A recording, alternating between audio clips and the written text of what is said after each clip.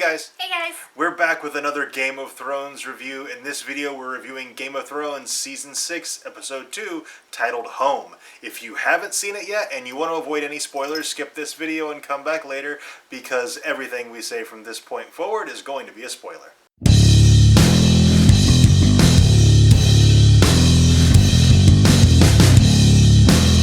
This one was another fantastic episode. And as we predicted, Jon Snow is back. Jon Snow is back. Melisandre brought him back. We had a couple of theories. We thought maybe he goes into the fire and wakes up and comes out of the fire, and we find out he's a Targaryen. No, Melisandre just straight up brought him back. Yeah. Because I really don't think they want to make that reveal that Jon is a Targaryen just yet. And I totally think he is. Yeah, me too. The other big event in this episode is Ramsay Bolton murdered his father and then fed his mother and his brother to the dogs. Yeah. Oh my god. Just when I thought I couldn't hate him anymore. And then he does this, and we hate him even more. It's crazy. Like, oh gosh. That's just the scene that you almost have to cover your eyes. Yeah. It's sort of like last season when Stannis burned his daughter alive. Yeah. It was the kind of thing where you just go, oh gosh. I'm really glad Jon Snow is back, but my favorite scene from this episode was when Tyrion went down to free the dragons. Oh my gosh, that was amazing. He gets the idea that he's going to convince them that he's a friend because dragons are smart and they'll get it. And he goes down to free them because they also can't be kept in captivity. And he does a phenomenal job. Like, he goes down there, he talks to him, he frees the one, and then the other one comes over and presents its neck so that he can free that one as well. And then as he leaves, he's like, if I ever decide to do something that's stupid again, punch me in the face. Yeah. It was a great scene, and we're of the mind that Tyrion is also a Targaryen. Yes. And this is maybe a hint toward that. The dragons didn't just burn him outright. So the fact that they even gave him a chance is very telling, I think. Yeah, but he does, like he was saying in the episode, he drinks and he knows stuff. He's done lots of reading and research, and he knows dragons, and he knows that dragons are supposed to be able to know their friends and be loyal to their friends. So he was kind of working on a theory here that if he just showed that he was a friend, he would be okay. Yeah.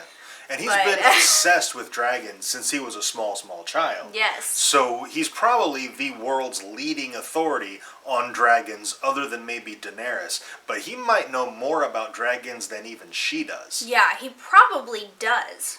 Looks like coming up soon, Ramsay Bolton is going to try to take the wall and kill Jon Snow. And boy, what a rude awakening that is going to be. Yeah. He's gonna run into, first of all, the Free Folk are there with their giants, plus what remains of the Night's Watch, who, you got to assume, maybe Jon lets some of them out if they bend the knee to him. Maybe he executes a few, especially the acting Lord Commander. I forget what his name is. It just leapt out of my brain. But somebody's got to go down for it. And the rest, I think, will step into line behind Jon. Yeah, and now that Jon's been dead, can he become dead again? Like, we don't really know the science behind the magic behind it. Like, if he's dead, she brought him back, but can he die again? Yeah. Or does she have to end the spell or do another spell in order for him to die? Does she have to bring him back every time, or is he automatically regenerate now? Or does he just not die? It's a good question.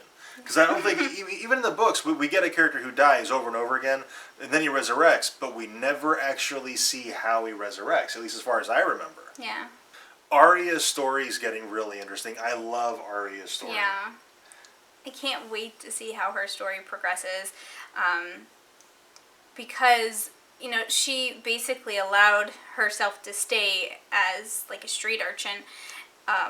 And doing that showed him that she's worthy, and so it looks like now she's going to start her blind training, which is going to be really cool, instead of just getting her butt handed to her. Yeah, and I think because she kept saying, a girl has no name, I think if she had said her name, he would have walked away and not, given her shelter or food or given her eyes back. I think that was a trick. See, I think he would have given her shelter, given her food, given her eyes back, and then sent her on his ship back to Westeros. And she doesn't want that. Maybe he would have. I think the whole thing was a ruse in the fact that she's, a girl has no name, a girl has no name, a girl has no name. She denied herself 3 times, and now, he's taken her in again, and she's beginning her blind training.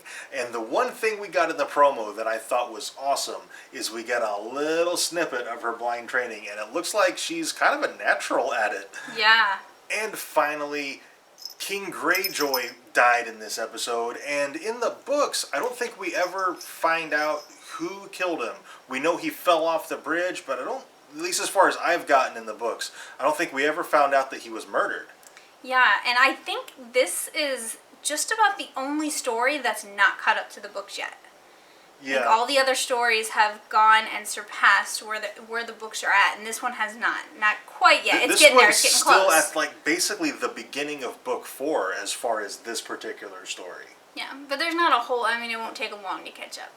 And Theon's on his way home. He was with Sansa. He asked for a horse. He's going home. And the title of this episode was Home, and there was a lot of references to going home. And like Bran, even in his vision, he got to go back home in the past. But he got to go back home. And we saw Hodor. Yes. And he wasn't always As a Hodor. child, no. He used to talk besides Hodor. Yeah, and I was like, man, I want to know what happened to him. Yeah, Why is he... I really hope we get that story. I want more visions. Yeah, Yeah. I want to know what happened to Hodor that made him that way. And Yeah.